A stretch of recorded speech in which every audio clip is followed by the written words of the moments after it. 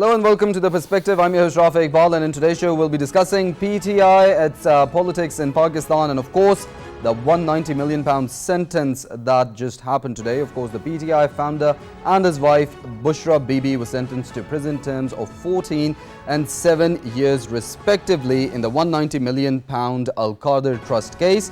The verdict was announced by Judge Nasir Javed Rana in a makeshift courtroom in Adiyala jail. Of course, this case relates to funds that were sent by the NCA to Pakistan, and of course how the details of the case proceeded as the trial went on. The proceedings which were held, the judge had reserved the verdict earlier in this case, but because the accused both were not present in the courtroom and the lawyers of the accused were not present in the courtroom at the last hearing, the judge did not announce, but the verdict was announced today, in which 14 and 7 years were awarded to the PTI founder and his wife respectively.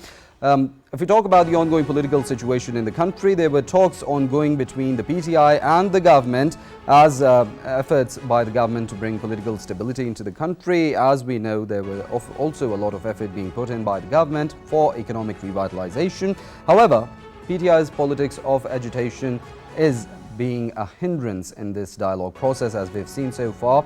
The government is also trying to bring political stability by, of course, addressing, and the Speaker of the National Assembly has been holding meetings, and of course in that regard we've seen PTI not cooperating as of yet, and of course they're resorting to the mudslinging and their politics of propaganda that we've seen in the recent years.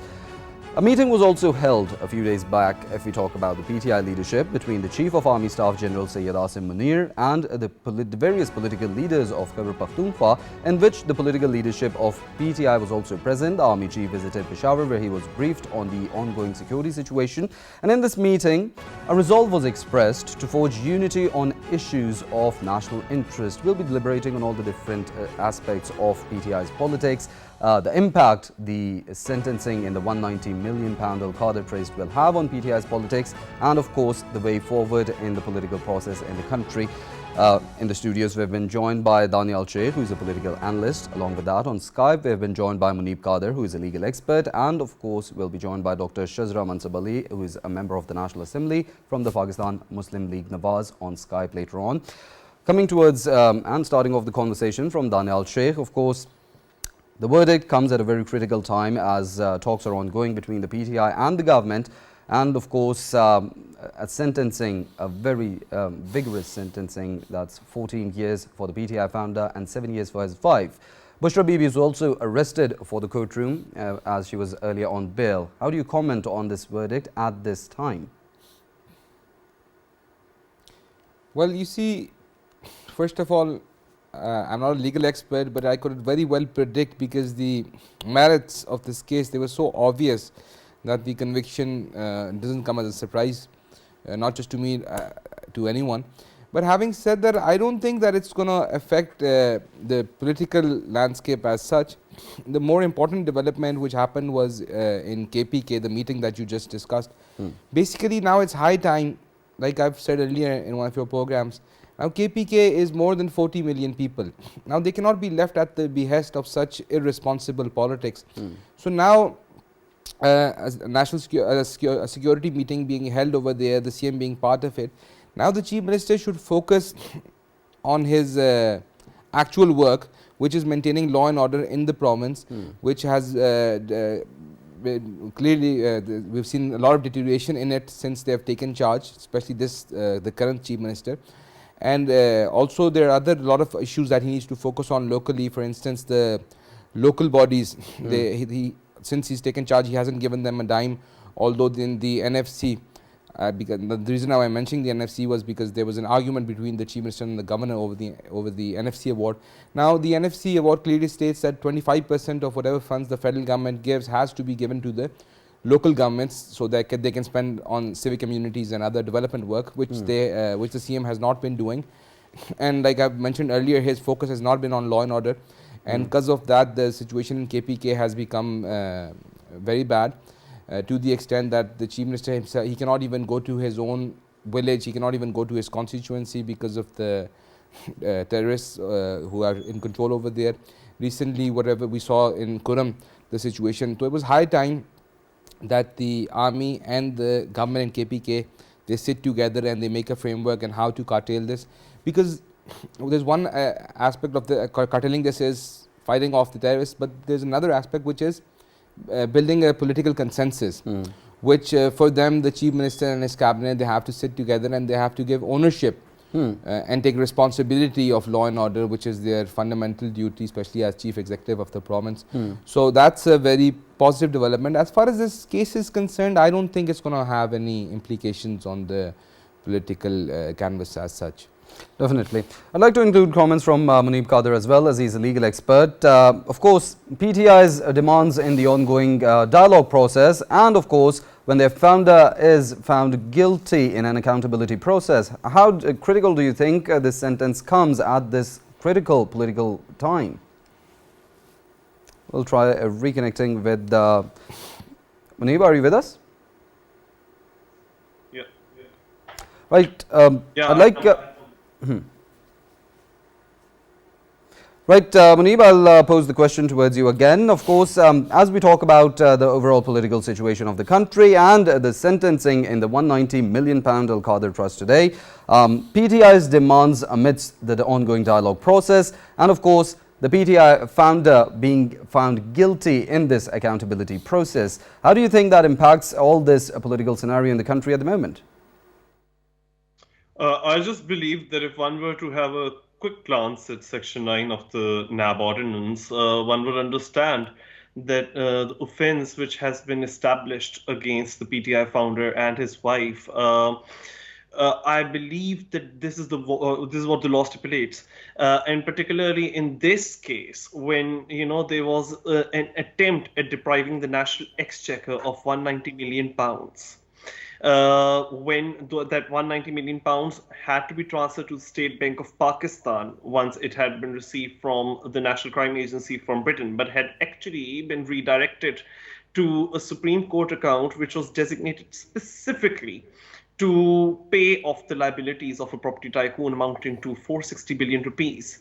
And at the same time, the Prime Minister of that time, which was the PTI founder, he and his wife had been receiving, albeit as trustees, hundreds of canals of land for a trust which had not even been set up by the time that those lands were transferred to the said trust, i.e. Al Qadir University.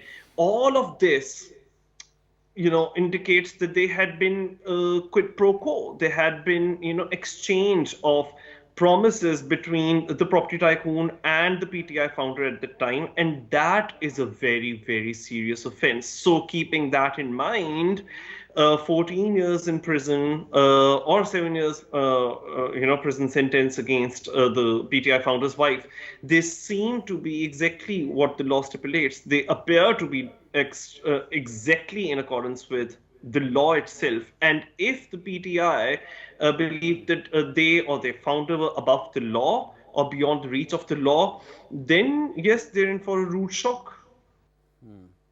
Definitely. I'd like comments from Dr. Shezra Mansab as well. When we talk about PTI's politics, their last march on the federal capital, one of their demands was to release the founder of their party. With all these cases and accountability going on against their founder, do you think what they were seeking for, and of course their pressure tactics, was to seek an NRO for their founder? Because of course the cases going on, the judiciary is to announce the sentences in that. Thank you very much. As has been explained, it becomes quite clear that this was an open and shut case. All the everything that was presented showed that not only as Prime Minister, there had been misuse of power, and there was obviously a conflict of interest, and the money that had been sent back to Pakistan belonged to the state of Pakistan, which had in an illicit or an unlawful way been frittered out of Pakistan. It was given back to the state of Pakistan, but rather than giving it where it belonged, it was used in a different manner. So it was misappropriated. And then instead of that, there is this huge piece of land and the Al Qadir University. So just because somebody is a is in the field of politics or has reached somewhere or was a prime minister or any other, doesn't mean that they are not liable to be treated as any other citizen of Pakistan would be if they are involved in a criminal case, which was what happened in this case. And so when they keep saying that this is political victimization or something, it doesn't make it so. The criminal case is quite obvious. It's right there. It was a huge scam, I would say, that was played on the people of Pakistan, and the money that belonged to them was taken from them. And yes, they had been asking for an NRO. That was quite clear, and they were using different pressure tactics, including their coming again and again to Islamabad, and then after that calling for civil disobedience. Then there was these talks that started, but even during those talks, they were always coming up with threats of going back on the talks or not continuing with the talks. And finally, the written charter of demands that they presented started off with this thing, that they wanted the prisoner to be released, which is just not possible. It's not in the purview of the government to just say that, all right, we've decided that this one prisoner will be released just because the PTI demands it. Definitely. Daniyal, Sheikh, of course, as from what PTI's politics of agitation, of course, the calls for civil disobedience, the letters being written to the IMF earlier in the year, and of course, there's countless times, even inviting the Indian External Affairs Minister to join their protest.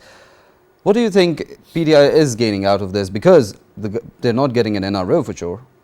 See, all these sins that you mentioned, I believe they're beyond redemption. But having said that, I personally think that what's even worse is the way they're governing KPK. That or the way they, like, just look at this whole case and this whole issue. Their cabinet members testified that we were not taken into confidence, whereas the government of Pakistan is the Prime Minister and his cabinet. It's not the Prime Minister individually. So such matters have to be brought before the cabinet, but that envelope was not even opened in front of the cabinet. So this is, see, the problem when in opposition, obviously they don't have the right to break the law, they should be punished. But what's even worse is when they're in a responsible position of the government and when they behave like this. Like I just told you, the Prime Minister as Prime Minister, he was so irresponsible that he did not even bother. He's not an emperor, he's not a king, he's an elected Prime Minister. He's accountable to the people of Pakistan, and this is how he behaved. Similarly, like I said earlier, although I don't agree with, no sane mind can agree with their politics, but the biggest crime that they're committing at the moment is the way they're keeping hostage. They've made hostage 40 million people in KPK, and their agenda is being enforced on them. The way they use state machinery against the federation over and over again. Now those sins are beyond these political activities or their. But now, as an optimistic person, I want to believe and hope that after this meeting, the Chief Minister is going to at least feel some shame, because now the law and order situation was discussed at a very important level, and I hope he's going to take some responsibility, and I hope he's going to take charge of his position, the reason why the people elected him and the reason why he's sitting there. And I hope we see better politics, we see better governance in KPK, which is need of the hour. Otherwise, this sectarian issue that has started in Kurum, it's gonna spread like jungle fire if it's Definitely, not law and order should be. It has to be. It has to be. Like I said earlier, there are 40 million people. Definitely, and of course, 40 million people that has voted, and of course that needs their right ensured right now. Muneeb Qadir, I'll come towards you. Of course, when we talk about, as there was mention of the meeting that happened in Peshawar between the Chief of Army Staff General Syed Munir and of course the various political leaders, which also included political leadership from the PTI, and it was reiterated to forge unity on issues of national on the issues which concern national interest. Do you think it's high time, when of course there's talk of Charter of Economy, there should also be a talk of a Charter on National Security? Absolutely. Given the recent spate of violent terror attacks which have taken place, particularly in the Khyber Pakhtunkhwa area, this is the need of the hour. And in fact, I believe that the KP government, I think that they need to, shape up.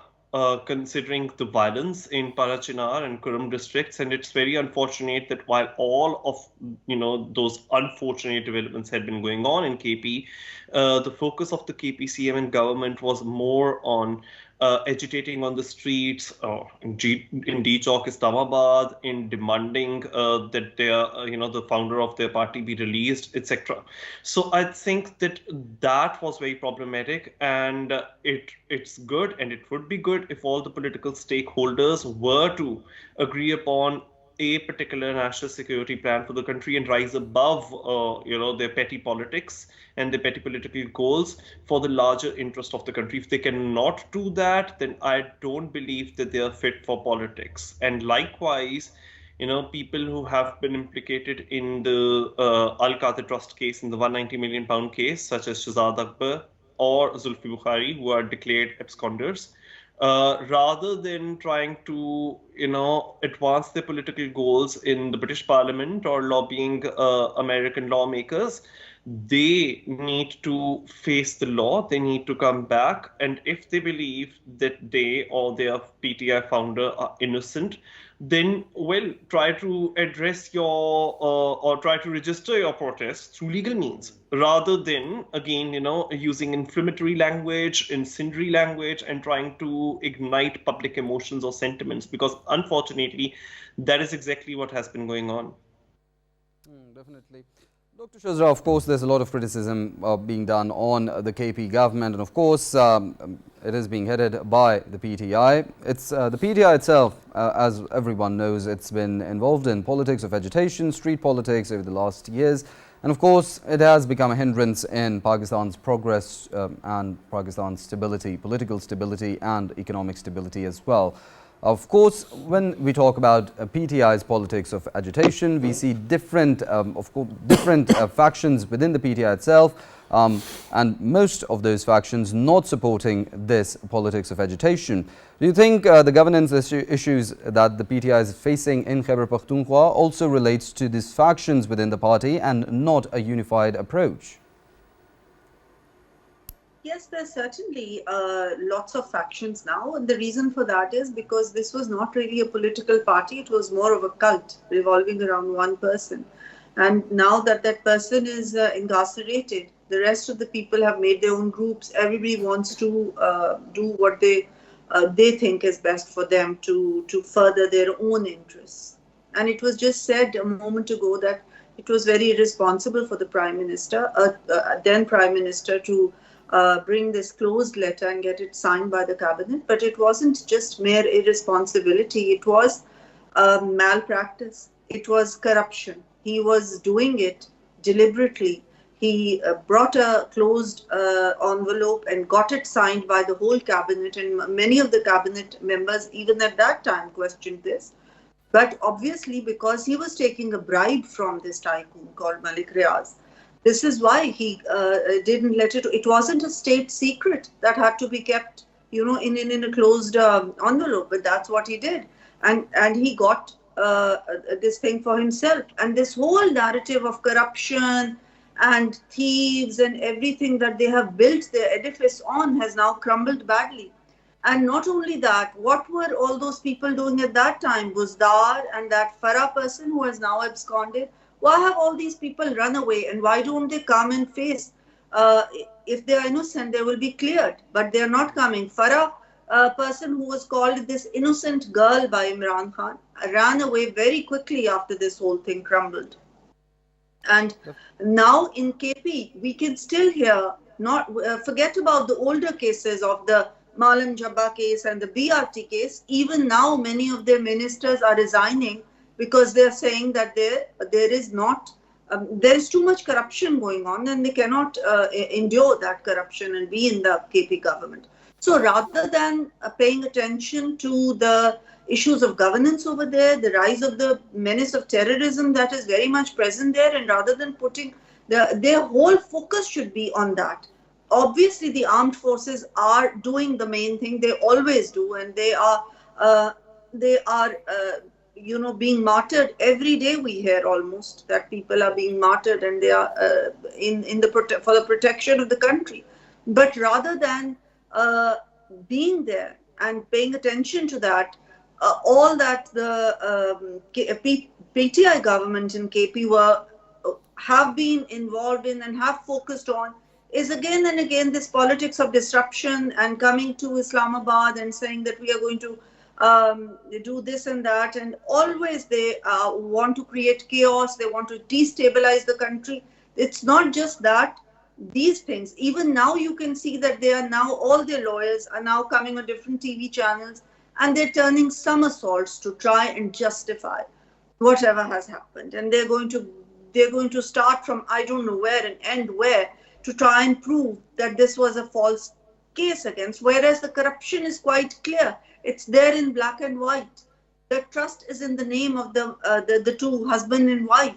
And how can a prime minister, who's a sitting prime minister, take land from a person who is a business tycoon?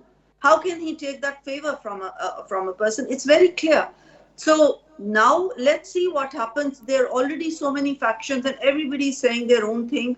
Alima Khan is saying something else. Bushra Khan is saying something else. The present chairman of PTI is saying something else. And Gandapur is saying something else. So there is a lot of infighting going on. So let's see where that brings them. They're certainly not serious about any talks. And that is quite clear from the way they have worded their written charter of demands. It's quite clear that they don't want these talks to go anywhere, and they're still waiting for perhaps the 20th of January. And the person that the country to whom they said absolutely not, and that they said was responsible for the overturning of their government, now they're waiting for that same country to come and sort of get them out of prison, which is not going to happen. And it's quite ironic as well if you think about it, Dr. Shezra, but I'd like to move towards Mr. Muneeb. Of course, there's a question of law as well. When we talk about the £190 million Al-Qadir Trust case, and of course, there's a doctrine of ministerial responsibility.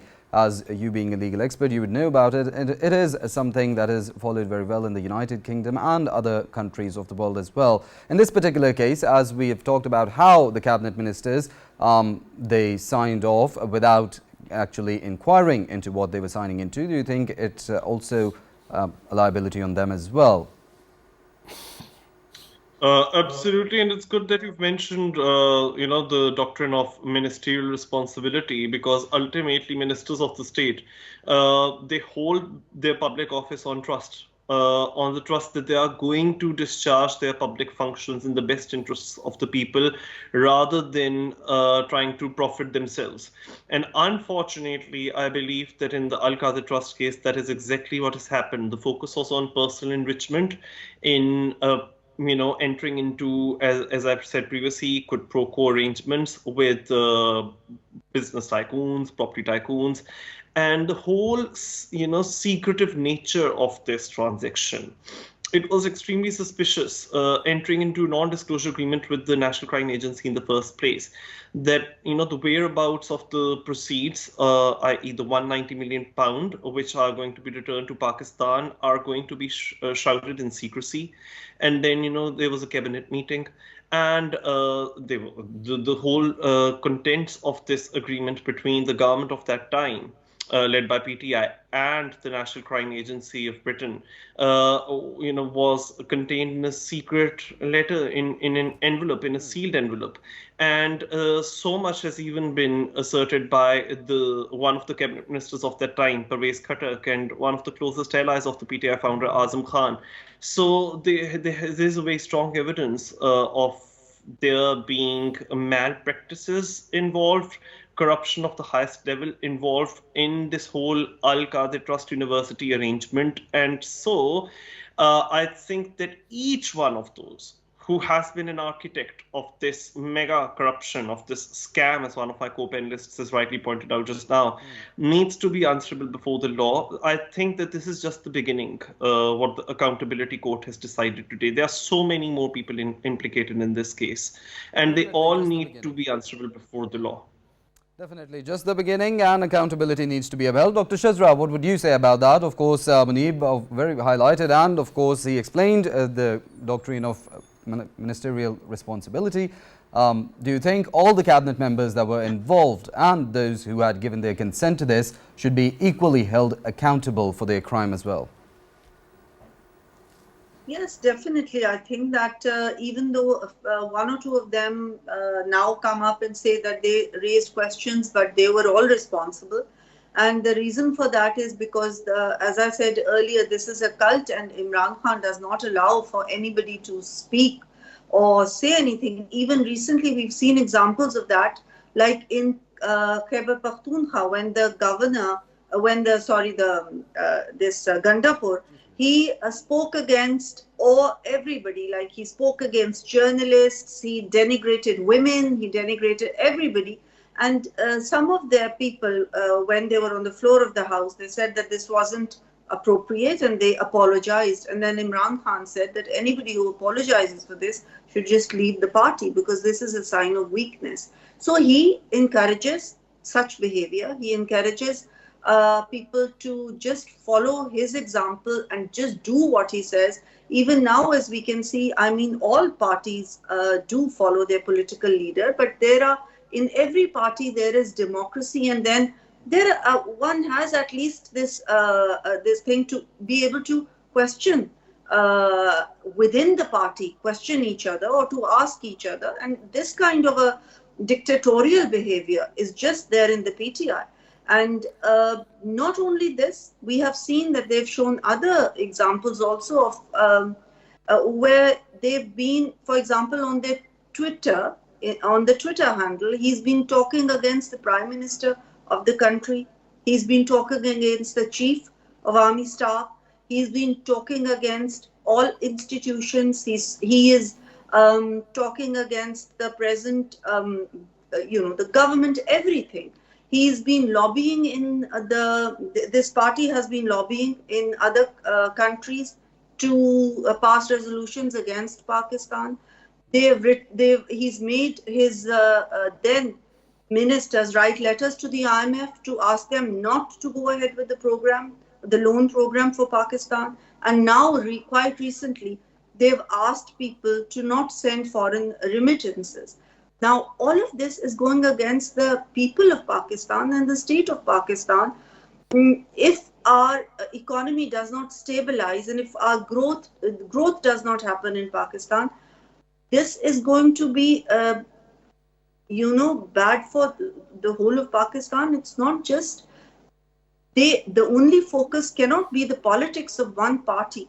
Definitely. We, the Pakistan Muslim League Noon, also have suffered. Our politics have suffered because we've had to make very hard and harsh decisions that impacted the people of Pakistan. The people of Pakistan had to go through this difficult time when the prices of everything were so high, and they are still going through that. But because for the country, one has to give these, to make these decisions. Definitely, we are from Pakistan and Pakistan is from us. Of course, Daniyal Sheikh coming towards the studios, as the conversation has shaped up so far, how do you see things going on forward, you being a political analyst? How do you see things shaping up for the PTI in the future course, and of course, the political stability in the country as well? Definitely there is going to be political stability, especially the resolve that the army chief made against the banned outfits in Peshawar. See, Pakistan Army has always been absolutely committed to the territorial integrity of Pakistan. More than that, our security and our economy is linked to each other, especially the focus that the current government has on CPAC. If we go back in time when PTI was in power, they completely rolled back and they put it on a back burner. Whereas in Iran, Bandar Abbas, where there's a lot of investment of other countries, they worked on it and now it's functional, whereas our Gwadar is still not functional. So that is one thing that is the way forward. because as China wants to revive their ancient Silk Route, we are definitely going to economically benefit from that. But that is linked to our law and order situation. Now, the way, like I was just telling you about the meeting that happened in Peshawar, the most positive thing that happened there was people from all political parties were invited. Like I said, in Pakhtunkhwa, the need of the hour is a larger political consensus, so that these people should be exposed. As far as this verdict and all this is concerned, see, now how could it be more ironic that they talk against corruption and their corruption is so black and white that no one can defend it, it's impossible to defend it. And more than that, like I was telling you earlier, they used to make a huge cry about the local government system. They said we're going to govern to local governments. It's been more than a year they've withdrawn the funds of the local government. Just last week, the Nazams that are protesting in Peshawar, they were botan charged and the tear gas shells were thrown at them, and they were tortured by the KPK police because they were asking for their rights. So all this that is happening, or all this that is unfolding, it's basically just exposing these people more and more. Their agenda, like we've said earlier, like what they've done right now is they have left KPK to the behest of these band outfits, and they're letting them proliferate. But it was very important that our armed forces, being a stakeholder in the national security, to take the lead role and bring all the political politicians and political leaders together, because we need a larger consensus on this issue. Overall, if you talk about political stability, I personally believe after this, the failure of their last call that they had given, so now what battalions can they call upon? So I don't see that there's going to be any more political instability, at least for the next few years. Now the people also realize very well, now the inflation being all-time low, the economic indicators improving. So now it's, even if they try to fool the people the way they were fooling earlier, I don't think they'll be able to, because now everything is so black and white, especially after this case. But now, to the extent that now I believe that the people have understood that the reason for all this chaos that they were creating, or the ruckus that they were creating all along, was just to somehow influence the judiciary to not give a verdict against them, which obviously wasn't possible. So I personally believe that the next few years is going to be a lot of stability in Pakistan, and we're going to see a lot of economic growth. Definitely. Muneeb Qadir, your comments, of course. Dialogue, accountability, and as of today, guilty as charged. How do you see the political stability in the country coming in the times to come? PTI cannot link the dialogue that they are having with the government. They cannot link it to, the Al Qadir Trust case decision or any other cases against PTI political leadership or PTI, so-called, as they call them, political prisoners, because the law has its own course to take, and those battles, legal battles, are meant to be fought out and argued in the law courts. And the government cannot do about it, cannot do anything much about it, simply because it's not within the executive's domain. And you cannot be blurring the trichotomy of powers, the separation of powers between institutions. So I think it's extremely misplaced, this hope that the PTI has, that somehow they can pressure the government into ensuring that all the cases, be those 9th May cases or those pertaining to 26th November. Yes, or trying to seek an NRO. And it's very ironic that, the PTI founder, who, when he came into power in 2018, and then during his around 3.5 years as Prime Minister, kept on saying, oh, I won't grant NRO, I will not grant NRO. And then what happens is that his political opponents, whom he keeps on targeting, they are found innocent by the courts, and instead it's the PTI leader himself who gets convicted and sentenced to 14 years in prison. And now it's that very same PTI founder who's now trying to get an NRO for himself and for all his political allies. So, I mean, he should be the one to know the best that, NRO is a no-go zone, and you cannot evade legal liability by these pressure tactics simply because you're blackmailing, the government and the whole of the country and the whole of the nation into submitting to your whims. saying that, oh, we're going to lobby, among lawmakers in the US, and we are going to create a hue and cry on an international level. Because the thing is that, to be able to engage in corrupt practices and then not facing the law, it's not a human right. So you cannot couch this in terms of human rights, the fact that you're now having to face legal liability for your own misdeeds. So I mean, tough luck. But if they keep on agitating the way that they do, they keep on resorting to sloganeering and agitating on the streets, and putting, bringing cities to a halt and day-to-day affairs to a halt by agitating on the streets. If that is what they're going to resort to, of course, that does create political instability. But then, is that healthy? Is that in line with political and democratic processes? And if you cannot abide by political and democratic processes, I believe you lose the right to be called a political party at all. Then you're anything but a political party. Dr. Shezra, I'd like your comments. Of course, politics that started from not granting an NRO to politics seeking an NRO. How would you term this journey, and of course, the way forward for PTI and the politics that will unfold in the country in the days to come? I think the PTI has played most of its cards. Now people are not even coming out to agitate on the streets, and they've had this experience in the last call they made, and they made a big deal out of it on the 24th of November, 25th, 26th. People did not come out from any of the provinces. They used their government resources to bring some people from KP, but then even those people were left in the lurch while all the leadership ran away. And most of the leadership from Punjab or Sindh or Balochistan didn't come out in any case. And now the only card that they're waiting for is probably the Trump card, which I do not think is going to work, because any criminal, if they've committed criminal offences, if they've committed corruption, is liable to be imprisoned. And no human rights, or any letters that they write to other people can say, because that means all the countries, the whole judicial system changes. You can't say that anybody who has committed any malpractice should not be imprisoned, and that's what's happened. He still has the right to appeal. He's had the right for defense lawyers. Everything is there. This went on for more than a year, this particular case, and now that he's been convicted, he still has the right to appeal. So all of that is there. I do not think that the PTI has any more cards left up their sleeve, and the government, as you can see and everybody can see, is doing quite well. There is stability in the country. The economy has become stable.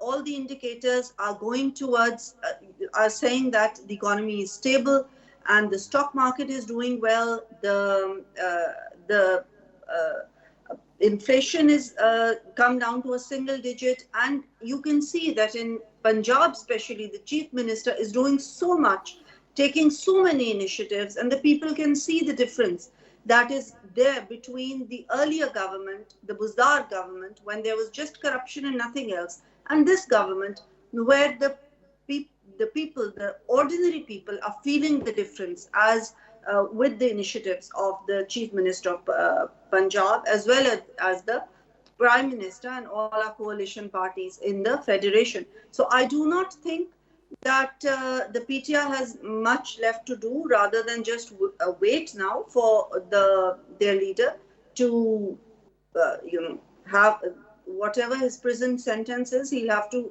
live through that. And the PTI people who are in Parliament should now, to strengthen democracy, remember and understand that the role of the opposition is as important as is the role of the government in strengthening democracy, in taking forward the parliament and taking forward the country and looking towards the stability of the country. So if they take up that role and that responsibility, I think the people of Pakistan, who should be our main focus, will do much better. And their politics of agitation is not going to take them anywhere. And that, I think, needs to be understood.